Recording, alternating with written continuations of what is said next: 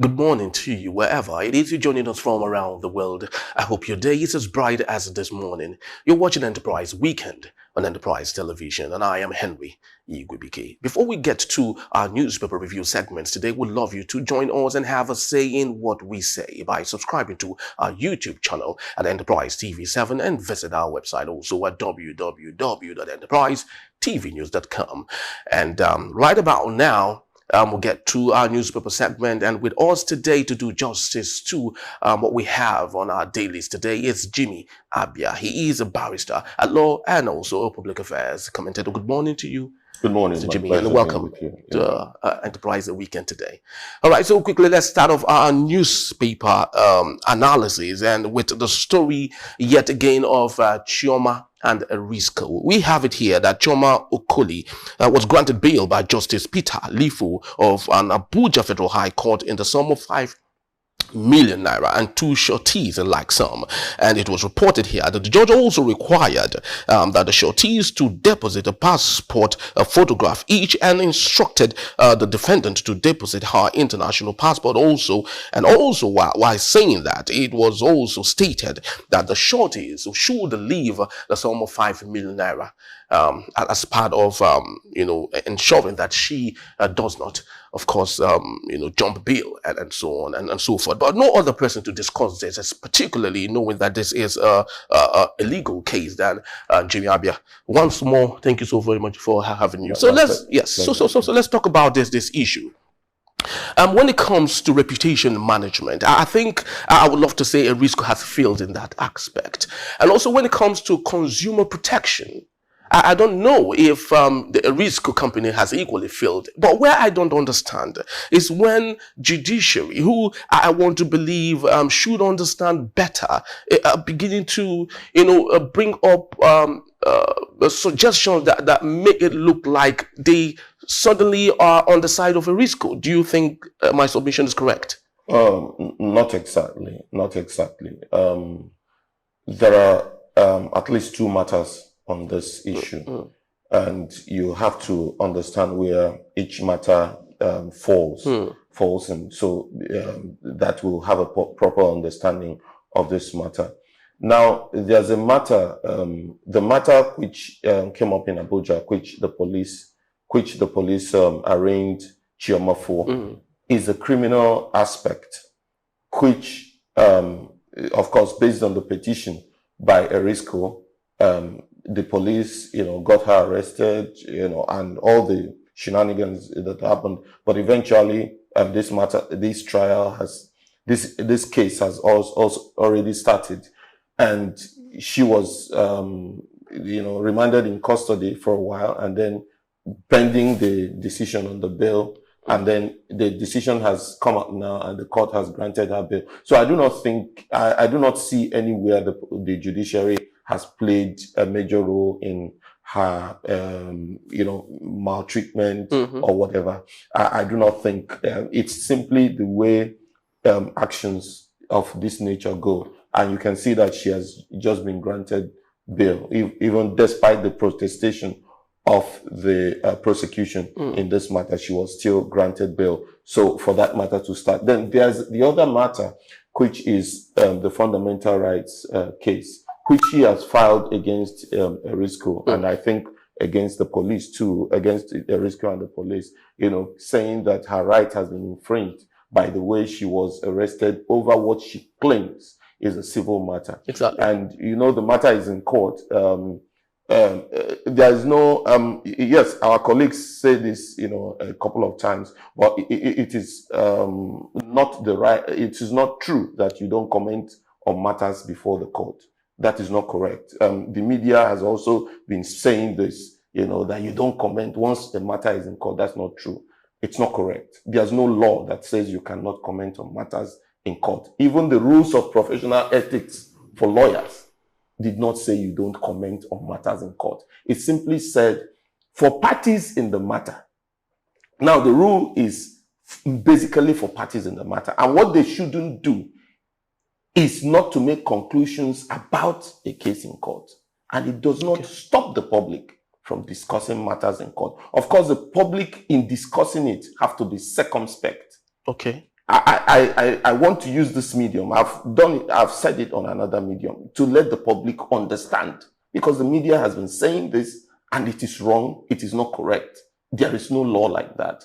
The right to freedom of expression, the right to freedom to express views, opinions, and all that is a constitutionally guaranteed right, which the citizens, it's a freedom which is inalienable. So you can't take away that freedom because a matter is pending in court. So, but what you have to do is, when commenting, not to make conclusions, not to say things that, border on the integrity of the courts. So these are the things. So you have to be a bit circumspect, but there is nothing like not commenting on it. Now back to what we are discussing. You find that what she made, what started all this was a post she made on Facebook.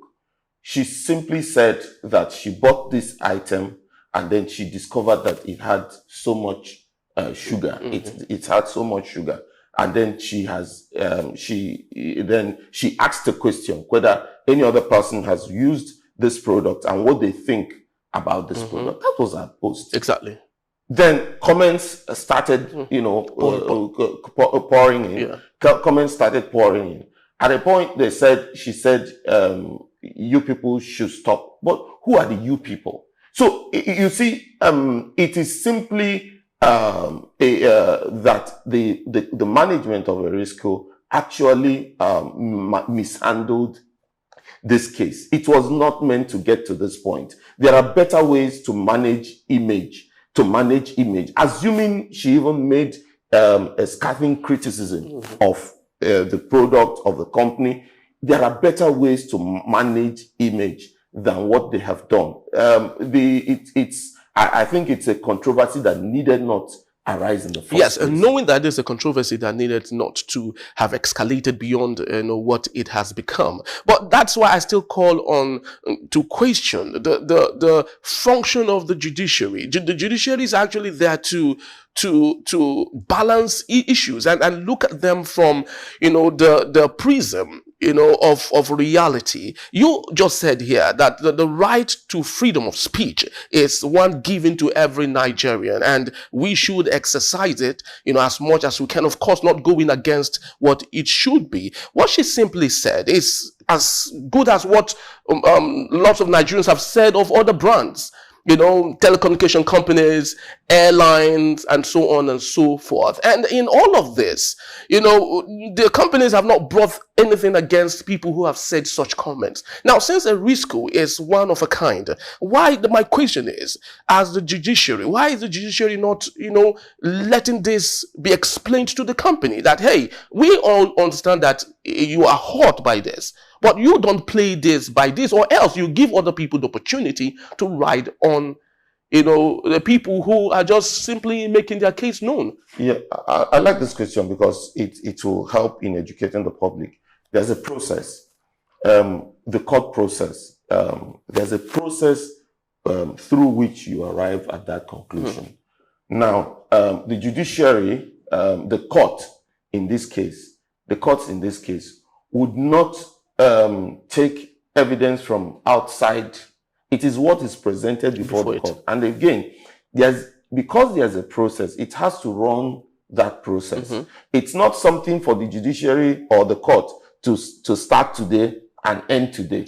So it has to take that process. What the courts have done, which is actually also part of the process, is to grant her bail, to help her, be in a convenient place while the trial goes on. Of course, with conditions to secure her presence when it is needed. So that's what the court has done. And I think that is right in the circumstance. So by the time this case runs its the entire hog and comes to a conclusion, then we will hear the judgment of the court.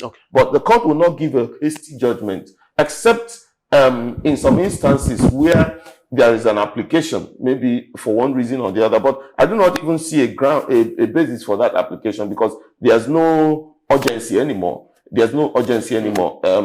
there's no, I do not think there's any threat of further arrest. Okay. The matter is already in court, so there's no urgency anymore. So I do not see the basis for any of that. So the matters, I think about two now, would run to a logical conclusion, and we expect to, see from the courts whatever the court will decide. All right. So finally, don't you think the 5 million naira bill condition, both for her and the two shorties, is heavy? It's so heavy. Do you think it's heavy? Then secondly, if Chioma Okoli was your client, you're a barrister yourself, if she was your client, what do you think would be the best step that you would advise going forward to ensure that justice is served, but most importantly, to ensure that a situation where the rich have this indispensable grind on the less, not influential people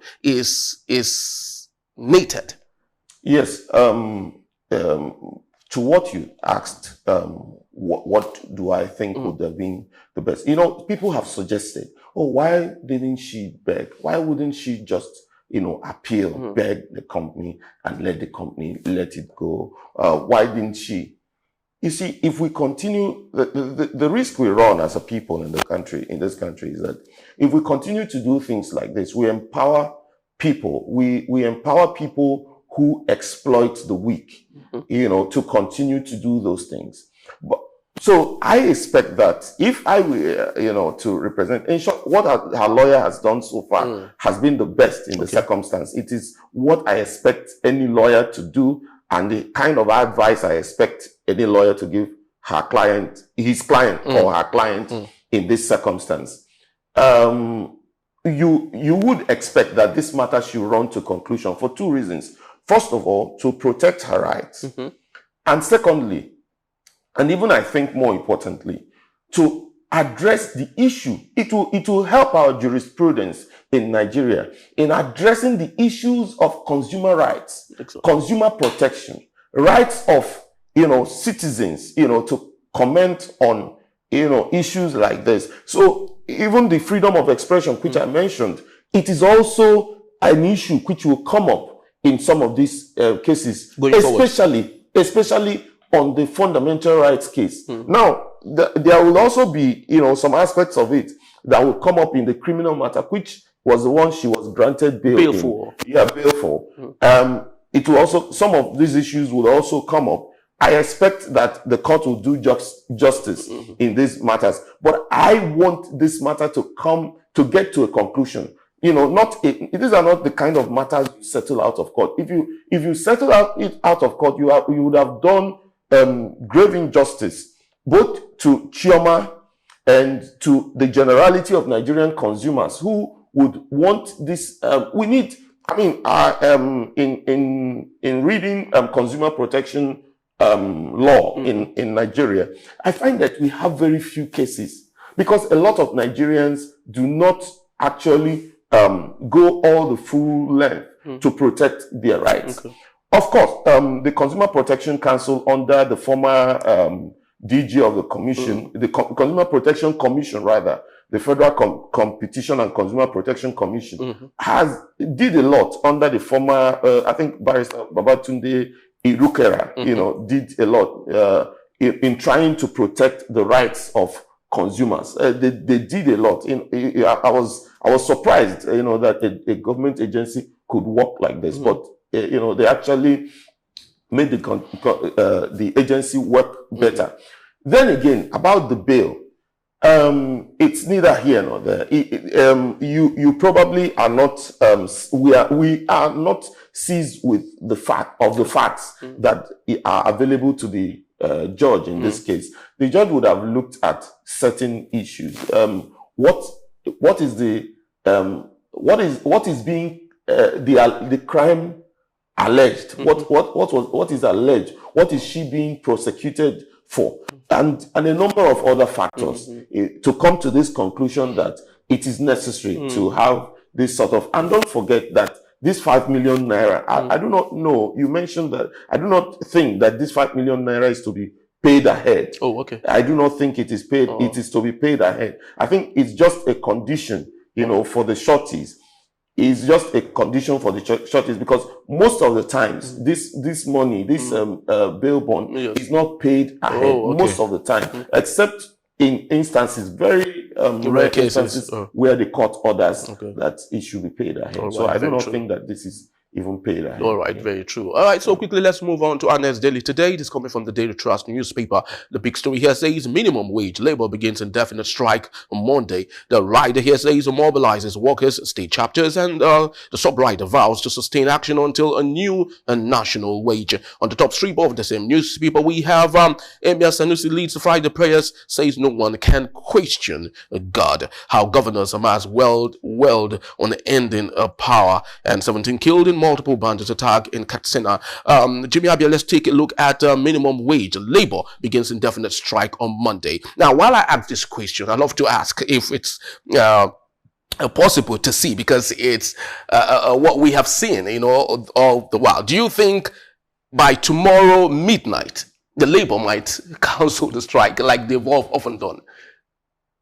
I do not think tomorrow midnight, no. Because the strike starts on Monday. Like they usually do. I do not know. I don't have the power of prediction. Yeah. I do not have those supernatural powers. Yeah. But going by the antecedents. But going by their antecedents, even with their antecedents, I expect that maybe 1 day, 2 days. Labor strikes are no longer serious these days. So maybe 1 day, 2 days. They call it off, and then we continue as we have always done. I think that's what it will be. I do not think they will call it off by tomorrow evening, because I do not see the government making a better offer by tomorrow. I do not think. We are in a difficult situation at this time.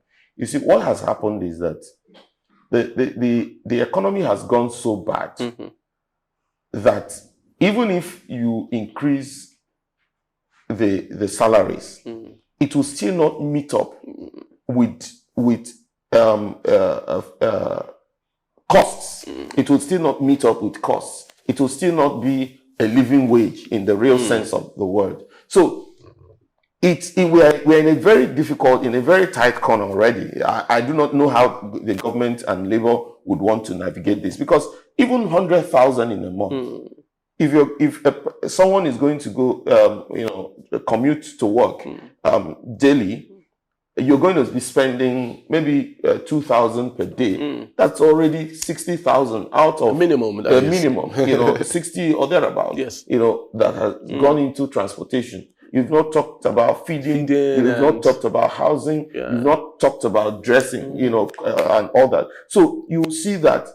It's a situation that we find already difficult. But I think that at the end of the day, maybe after a day or two, maybe labor and government will be able to come together and have a discussion, and then come up with, agree on a position. Maybe they're going to agree on 100,000 or 150 still, but even that is, would not give a Nigerian family, a good living. It would not. Yeah, very true. Already, the Lagos State government and Edo State government are already doing a pilot of 70,000 naira. We just hope that the federal government, takes that up and equally do better than that. Now, let's go to our next paper today, a Saturday Telegraph. And the big story here says, Emirate crisis, Sanusi Bayero holds a parallel Jumat prayer. And the writer there says, breaks Kano's longer standing tradition, and we didn't act illegally. We followed due process, and you can make and sign law in 1 day. Bayero still emir.